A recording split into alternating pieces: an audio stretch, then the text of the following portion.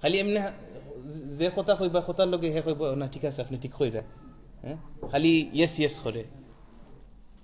আসল ফ্রেন্ড লগা যে ফ্রেন্ড আপনার লগে হাসা মাথে। আর একটা ফ্রেন্ডরে কোরআন শরীফ আল্লাহ কইন জেনে রফিক, রফিকর অর্থ লগে ফ্রেন্ড হইও। তো রফিকর অর্থ রফিক ফ্রেন্ড এখানে হয়, কিছু ফ্রেন্ড আইন হল আছে রফিক রিফকর অর্থ লগে নরম।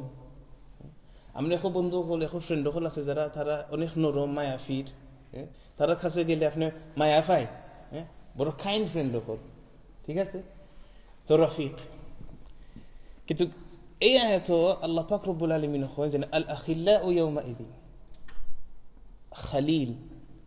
খালিল হয় ও বন্ধু, আমরা ওযু করবার সময় দাড়ির মাঝে দাড়ি গুণ থাকে, এই আত দিয়ে আমরা যে খিলাল করি যেটারে, এই খিলালের অর্থ হইল গিয়া যেন পাস করা, আতরে খিলাল করা। তো খালিল এই শব্দ থেকে বানিয়ে হয়েছে। এখানে এখন বন্ধু হল আছেন আপনার, যেন আপনার তাই একেবারে টাইট, আপনার জিন্দগি জেলান বেটারও জিন্দগি হলা। তো আল্লাহ কইন কিয়ামতের দিন আপনার ও যে বন্ধু অর্থাৎ সবচেয়ে স্ট্রং যার কাছে আপনার লগে যে রিলেশনশিপ, এই বন্ধু কিয়ামতের দিন আপনার লগে এক নম্বর এনিমি হইয়া বই। আর একটা আমরা বুঝবার লাগে কষ্ট না, এখানে কিয়ামতের দিন কি হইব? ইয়াউমা ইয়াফিরুল মারউ মিন আখিহি ওয়া উম্মিহি ওয়া আবিহি ওয়া সাহিবাতিহি ওয়া বানিহি। দিন কিয়ামতের দিন আপনি আপনার নিজের আম্মা আব্বার কাছ থেকে বাগা ছাড়বেন, আপনার ফুরুত্তাইন ছেলে মেয়ে দুনিয়ায় তো যে মায়া, আমার আব্বার কথা কুচ্ছু কইলে, মার কথা কুচ্ছু কইলে, আমার ফারে কথা কইলিছে, তারে ছাড়তাম না আমরা, ইলান আমরা কথা বার্তা হো, কিন্তু কিয়ামতের দিন তার খুব খেয়াল থাকতো না আমরা। তো আল্লাহ পাক রব্বুল আলামিন কইন আমরা যে আজকাল যে ফ্রেন্ড হলে সময় বানাই, কিছু কিছু ফ্রেন্ড হল তোর কারণে আমরা ফুরুত্তাইন আমরা নিজেও আমরা পড়ালেখা করলাম না বালা থেকে। কিছু কিছু ফ্রেন্ড তোর কারণে মা বাবার লোক সারিয়ে নিলাম, কিছু কিছু ফ্রেন্ড তোর কারণে আমরা দিনটারও সারিয়ে গেছি। তো আল্লাহ পাক রব্বুল আলামিন কইন দেখো তোমার যে ফ্রেন্ড আইন হল, এই ফ্রেন্ড আইন হল তোর মাঝে খালি ও ফ্রেন্ড থাকবো যে ফ্রেন্ড আপনার আল্লাহরে ডরায়। So respected brothers and elders, obviously time has run very short, so we've only got another. So once the Prophet sallallahu alaihi wasallam, he was asked by someone that what's the sign of the Day of Judgment and amaratiha. A person asked the Prophet sallallahu alaihi wasallam, the O Prophet of Allah, what is the sign of the Day of Judgment? So then the Prophet sallallahu alaihi wasallam replied to him and said, ma a'dadta laha, that you're asking about the Day of Judgment, what have you prepared for the Day of Judgment? Yeah? What have you prepared for the Day of Judgment? So this person, he goes there, look, Ya Rasulullah, I didn't do too much except that I love Allah and I love Rasul sallallahu alaihi wasallam. I didn't do too much except that I love Allah and I love the Prophet sallallahu alaihi wasallam. And then the Prophet sallallahu alaihi wasallam said that al-mar'u ma'a man ahabba, that you will be resurrected on the Day of Judgment with those people that you love. Okay? My dear respected brothers and elders, the people that we love in this world are the same people that we will be resurrected with on the Day of Judgment. Yeah? The Prophet ﷺ said, "Ar-rajulu ala dini khalilihi," that a man is on the religion of his friend. Therefore, be careful who you become friends with. Yeah?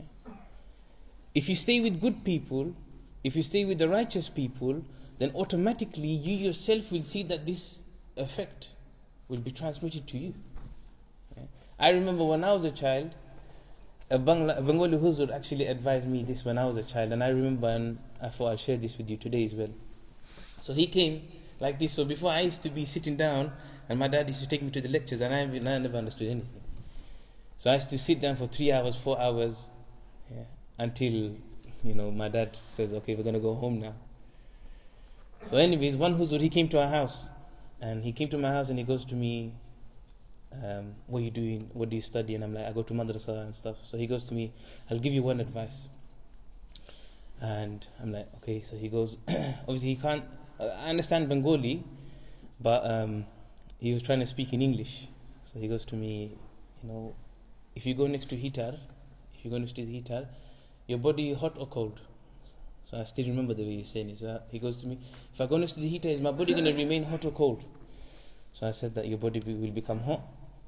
So he goes, okay, if you go next to fridge, is your body going to be cold or hot? So I said, it's going to become cold. So he said, similarly, if you stay with good people, your body will become like the good people. You will become a good person. If you stay with bad people, automatically you will become bad. And that, I remember this even till today. Some children, they say that, look, I stay with bad people, but the thing is, I'm not bad myself. I stay with bad people, but I'm not bad myself. I don't think it's going to affect me. So then the answer to that is, if someone goes next to the heater and he says that, no, it's okay, I can stay next to the heater, I'm not going to get warm. Are you going to believe them? 100% no. Obviously your body's going to get warm. You are not free and you are not safe by staying with the wrong company and expect to become good. That's what I say. Drug dealers become drug dealers because everybody that they're staying with, they're drug dealers. Why did I become an alim today? Why am I an imam today? Because my father's an imam. My cousin brothers, they all studied in madrasa. And these are the people I used to stay around with. Then I somehow ended up in that same track. So unless you stay with people that are righteous and pious, you're not going to become like them. So this is why, respected brothers, my advice to everyone today is that minimum, we should check who we become friends with. That's why the research says you become the average of the 5 people you stay with. And I would say it's not just the 5 people that we stay with, in fact the 5 people that we're constantly watching on our phones. Whether that's social media, TikTok, Instagram, Facebook.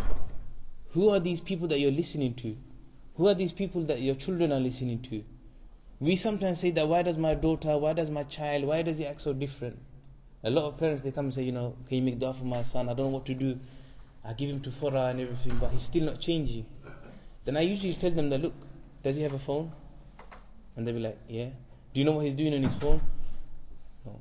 Well, that's your answer then, isn't it? Because when they come from school, the first thing that they're doing is they're on their phone for hours. And parents find the phone basically a way to basically keep them busy. That rather than doing my head and just give them the phone and they'll stay quiet. But parents, if we don't know what our children are doing on their phone, then what are me and you doing for our children? And the people that they watch, your sisters, your daughters, you will see that the people that they watch, they try to be like them.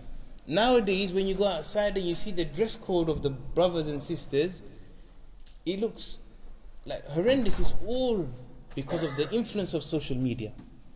This is why, respected brothers, elders and young children as well, my advice to you is, make sure we pick the right friends. And I'll give you 3 qualities of a good friend. It's a very famous Arabic saying that من ذكركم بالله رؤيته وزاد في علمك منطقه وذكركم بالآخرة عمله, then he is your best friend. That friend who reminds you of Allah in His presence. That when you see this friend, you remember Allah. When you see this friend, you remember Allah. Number 2, وَزَادَ فِي عِلْمِكَ مَنْطِقُهُ, when he speaks, he increases you in knowledge. It doesn't always have to be Islamic knowledge. Generally, if you're with a good friend, that he's doing well in his education, he's doing well in his studies, and when he speaks to you, he always makes you work harder, then this is the second quality that we should have of a good friend. And finally, and I like to end it here, is وَذَكَّرَكُمْ بِالْآخِرَةِ عَمَلُهُ, that whatever deeds that he does, it reminds you of the hereafter. So you're playing football, and then your friend, it's namaz time, and he stops the game and he goes, okay, let's go and pray salah. That is a good friend that we should choose. So may Allah subhanahu wa ta'ala give me and you the tawfiq, inshaAllah. Wa akhiru da'wana alhamdulillahi rabbil alameen.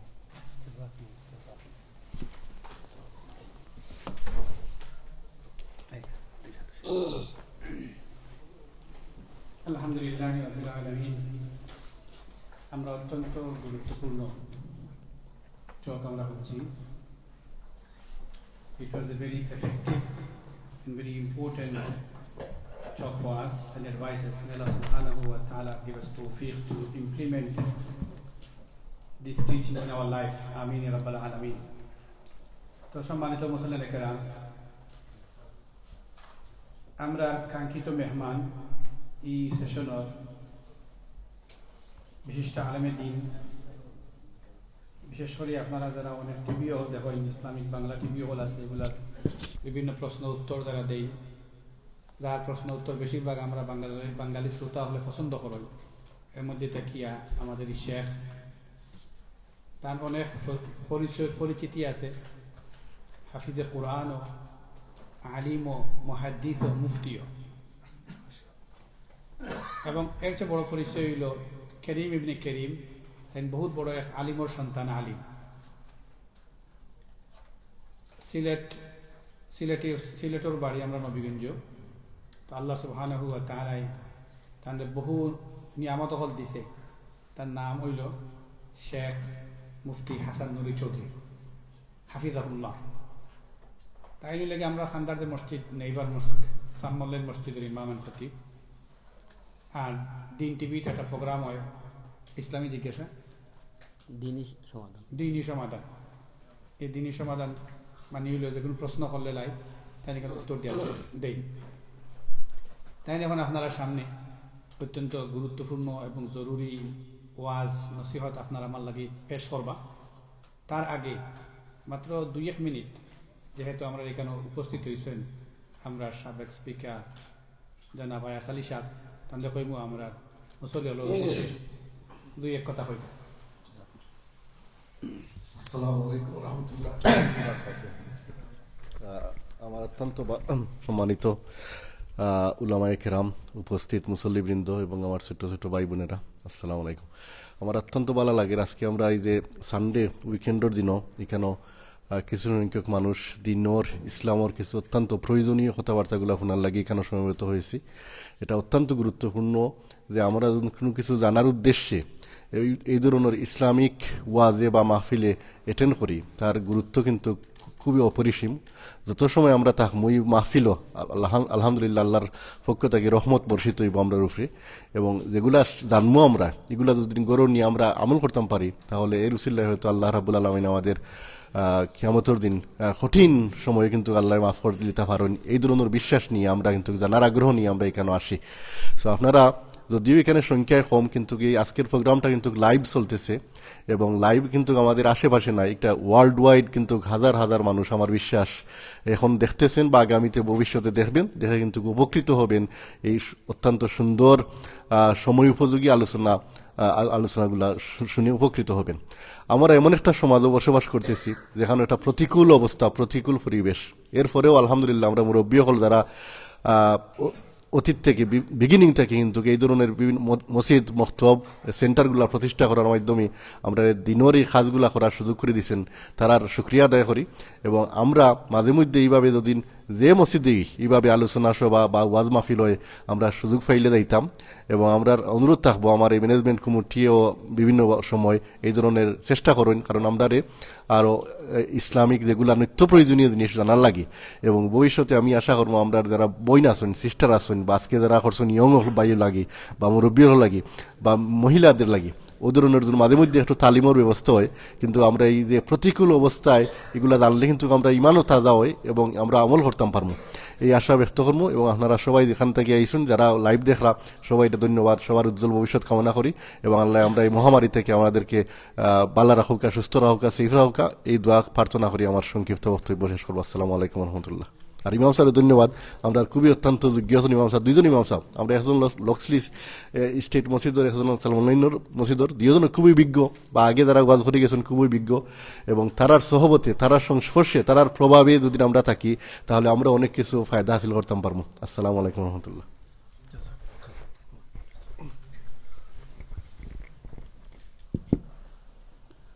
মুবারকবাদ আমরা সাবেক speaker আয়াস পাইলে সময় করি আইসনি, কেন আরো অনেক মুরব্বী সাহেব হলো আইসনি, কেন বনো আসল লম্বা সময় থাকি। আমরা এশার নামাজ টাইম মতো আদান হইব 7:15 ইনশাআল্লাহ, আর 7:30 আমরা জমাত টাইম আমরা পড়ব। এর দায় আমরা চেষ্টা করবো ইনশাআল্লাহ 7:15 ভিতরে আমরা এখন কোর্স সেশন শেষ করতাম। এর বাদে আপনারা যদি অজুর দরকার হয় অজুর সময় পাইবা, কোনো অসুবিধা নাই, পেরেশানি করবা না ইনশাআল্লাহ বউকা। আর মন দিয়া দিল দিয়া এই সমস্ত জরুরি কথাবার্তাগুলো নৌকা ইনশাআল্লাহ এগুলো আপনারা আমার প্রত্যেক না যাত্রা রসি লইব। এখন আপনারা সামনে অত্যন্ত গুরুত্বপূর্ণ এবং জরুরি বয়ান রাখবা শেখ মুফতি হাসান নজরুল চৌধুরী হাফিজাহুল্লাহ।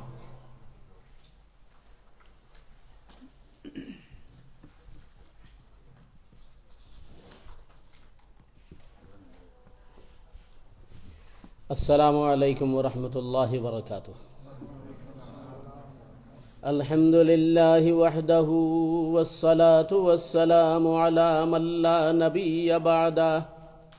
النبي أولى بالمؤمنين من أنفسهم وأزواجه أمهاتهم. وأشهد أن لا إله إلا الله وحده لا شريك له. وأشهد أن سيدنا ومولانا محمدا عبده ورسوله. أما بعد فقد قال الله تعالى في كلامه المجيد وفرقانه الحميد. أعوذ بالله من الشيطان الرجيم. بسم الله الرحمن الرحيم. واذكر في الكتاب مريم إذ انتبذت من أهلها مكانا شرقيا فاتخذت من دونهم حجابا فأرسلنا إليها روحنا فتمثل لها بشرا سويا قالت إني أعوذ بالرحمن منك إن كنت تقيا قال إنما أنا رسول ربك لأهب لك غلاما زكيا قالت أنى يكون لي غلام ولم يمسسني بشر ولم أك بغيا قال كذلك قال ربك هو علي هين ولنجعله آية للناس ورحمة منا وكان أمرا مقضيا. بارك الله لنا ولكم في القرآن العظيم ونفعنا وإياكم بالآيات والذكر الحكيم. وعن أبي هريرة رضي الله تعالى عنه سمعت رسول الله صلى الله عليه وسلم يقول ما من بني آدم مولود إلا يمسه الشيطان حين يولد فيستهل صارخا من مس الشيطان غير مريم وابنها. ثم يقول أبي هريرة رضي الله تعالى عنه وإني أعيذها بك وذريتها من الشيطان الرجيم. وصدق رسوله النبي الأمي الكريم ونحن على ذلك لمن الشاهدين والشاكرين والحمد لله رب العالمين. رب اشرح لي صدري ويسر لي أمري واحلل عقدة من لساني يفقه قولي. سبحانك لا علم لنا إلا ما علمتنا إنك أنت العليم الحكيم. رب زدني علما وألحقني بالصالحين. اللهم صل على محمد عبدك ورسولك وصل على المؤمنين والمؤمنات والمسلمين والمسلمات وبارك على محمد وأزواجه وذريته. আলহামদুলিল্লাহ, আল্লাহ সুবহানাহু তাআলার অসংখ্য অগণিত শুকরিয়া যে আমরা আজকে টানাসরুড মসজিদে আমরা আল্লাহ সুবহানাহু তাআলার কিতাব কোরআনে কারীমের মাহফিল আমরা আগমন করছি। আল্লাহ সুবহানাহু তাআলা আমরা আওয়ার বোয়ার আলোচনা করার শোনার তৌফিক দান করতে আমরা শুকরিয়া আদায় করি আলহামদুলিল্লাহ।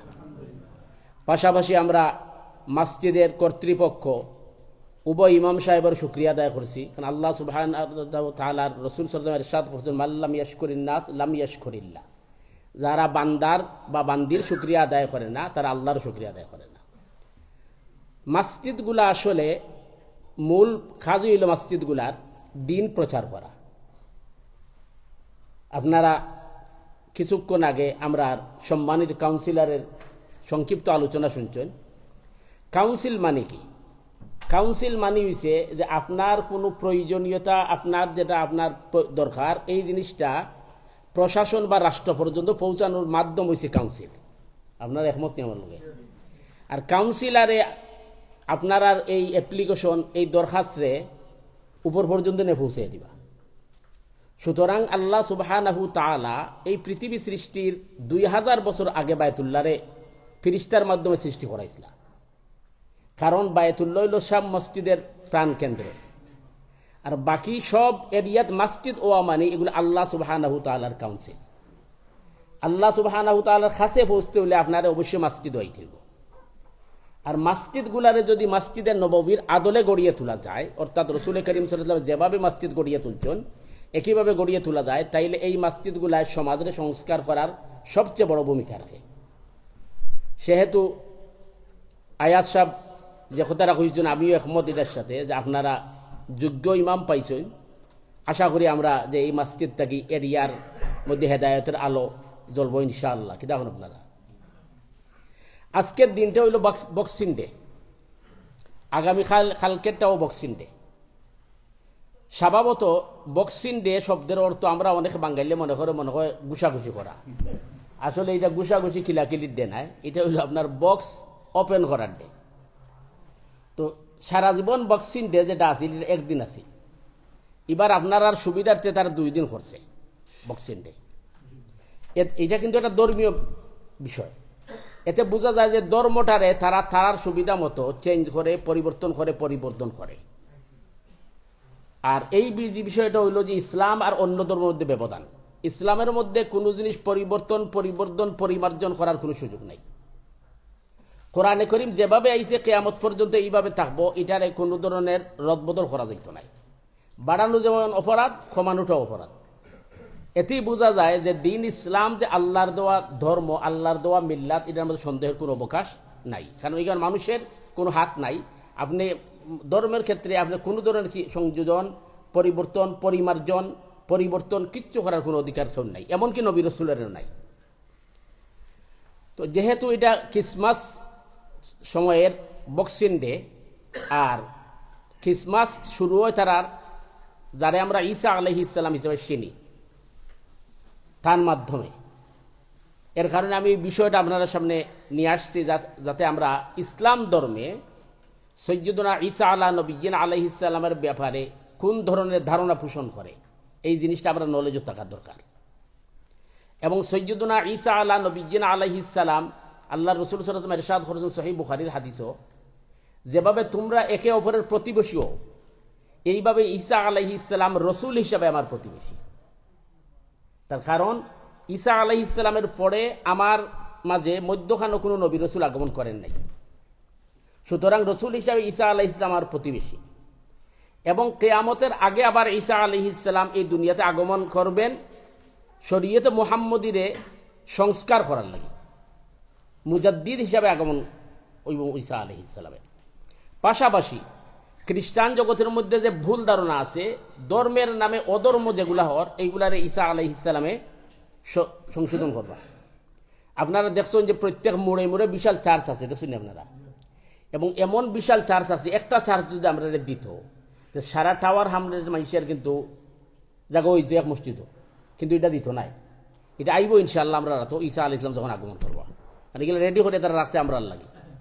আপনারা একমত নিয়ে জানে ঈসা আলাইহিস সালাম আবার বাদ এগুলো আমরা কাছে আইব ইনশাআল্লাহুল আজিজ। আমি আপনার সামনে সূরা মারিয়ামের 2য় রুকুটা কি তিলাওয়াত করছি, আর সহিহ বুখারীর 3431 নম্বর হাদিস তিলাওয়াত করছি। আমরা যে বাচ্চা বা আমরা সন্তান হয়, সন্তানগুলার নেক হোক, ভালো হোক এবং উত্তম হোক, এটা আমরা চাইনি। সুতরাং এর কারণে আমার আগে যে আলোচনা করছেন ইয়াং মৌলানায়, সুন্দর আলোচনা করছেন, আমার সন্তান, আমার ছেলে, আমার মেয়ে, তার ফ্রেন্ড সার্কুলার কোনটা, এটা কিন্তু আপনি দেখতে হবে। ফ্রেন্ড সার্কুলারে জাহান্নামও নিতে পারে, জান্নাতও নিতে পারে। আর বর্তমান ফ্রেন্ড সার্কুলার মাঝে সবচেয়ে বড় ফ্রেন্ড হইল মোবাইল। আপনারা একমত নেই? এটা 24 আওয়ার থাকে লোকে। কোরআন কারীমের মধ্যে আল্লাহ সুবহানাহু ওয়া তাআলা ইরশাদ করেছেন, ইয়া ওয়াইলাতা লাইতানি লাম আত্তাখিয ফুলালান খালিলা। যারা মুহাম্মদুর রাসূলুল্লাহ সাল্লাল্লাহু আলাইহি ওয়াসাল্লামের সাথে শত্রুতামি পোষণ করছিল, যারা ইসলামের অ্যাকসেপ্ট করছিল না, কিয়ামতের ময়দানে আঙ্গুল খামড়াইবার কইব, হায় হায় যদি আমি এরারে বন্ধু না বানাইতাম। কারণ এরারে বন্ধু বানানোর কারণেই আজকে আমারে জাহান্নামে যাইতে হইছে। সুতরাং আপনার ফ্রেন্ড সার্কেল ছেলেমেয়ের এটা কিন্তু আমরা কি করতে হইব। নাম্বার 2, আবু হুরায়রা রাদিয়াল্লাহু তাআলা আনহু থেকে বর্ণিত হাদিস আল্লাহর রাসূল সাল্লাল্লাহু আলাইহি ওয়াসাল্লাম ইরশাদ করেছেন, যখন কোনো বাচ্চা জন্মগ্রহণ করে, মেয়ে হোক ছেলে হোক, বাচ্চা জন্মগ্রহণ করার বাদে শিখ দিয়ে শুনছেন আপনারা। এই শিখটা দেওয়ার কারণ হইল তখন বাচ্চার নাভি মোড়ো শয়তানে আঘাত করে। আদম আলাইহিস সালাম থেকে নিয়ে কিয়ামত পর্যন্ত যত সন্তান দুনিয়াত আগমন করছে প্রত্যেকের আঘাত করছে শয়তানে, ইল্লা মারিয়াম এবং তার ছেলে ঈসা আলাইহিস সালাম। এই দুজনকে শয়তানে আঘাত করতে পারছে না। কেন পারছে না? আল্লাহর রাসূল সাল্লাল্লাহু আলাইহি ওয়াসাল্লাম ইরশাদ কররা যে যখন মরিয়ম সিদ্দিকার আম্মা ঈসা আলাইহিস সালামের নানি হান্নার যখন সন্তান হইছে, সন্তান হওয়ার সাথে সাথে হান্নায় সর্বপ্রথম যে কাজটা করছেন, হান্নায় কইছেন, ইন্নী উইযুহা বিকা ওয়া যুররিয়াতাহা মিনাশ শাইতানির রাজীম। হে আল্লাহ, নিশ্চয় আমি আমার এই কন্যা সন্তান অর্থাৎ মারিয়াম এবং তার থেকে পরবর্তী প্রজন্ম যা দুনিয়াত আগমন করব, তারারে বিতাড়িত শয়তান থেকে আপনার আশ্রয় প্রার্থনা করছি। বুঝাইতে পারছি নি? সুতরাং আমরা যদি সন্তান হয়, প্রথম দায়িত্ব হইল সন্তানের ডাইনখানে আজান দেওয়া, বামখানে একামত দেওয়া, আর সাথে সাথে এই দোয়া পড়া। তাইলে সন্তান অবশ্যই ইনশাল্লাহ নেক হইব। আবার আমরা মধ্যে আর একটা ভুল বুঝাবুঝি আছে। আমরা একটা মাসআলা বানাই লিছি যে মেয়ে জন্ম নিলে আজান দিতে হয় না। শুনছেন না আপনারা? জানে। কারণ আমরা ধারণা হইলো যেহেতু মেয়েরা মসজিদ হয় না, সুতরাং আজান দিতে হয় না, আর ছেলে হইলে আজান দেওয়া হয়। এটা ভুল ধারণা। ছেলেরও ডাইনখানে আজান, বামখানে একামত, মেয়ে হইল ডাইনখানে আজান, বামখানে একামত। এটা হইল সন্তানের প্রতি আমরার হক আদায় করা, তার প্রাপ্য এটা। আমরা কিন্তু এই জিনিসগুলা না করার কারণে আমরা সন্তানগুলা অনেক সময় বিপদগামী হয় এবং আমরা সন্তানগুলারে বিপদগামী করি, কারণ হইল সন্তানের হক আমি আদায় করছি না। সম্মানিত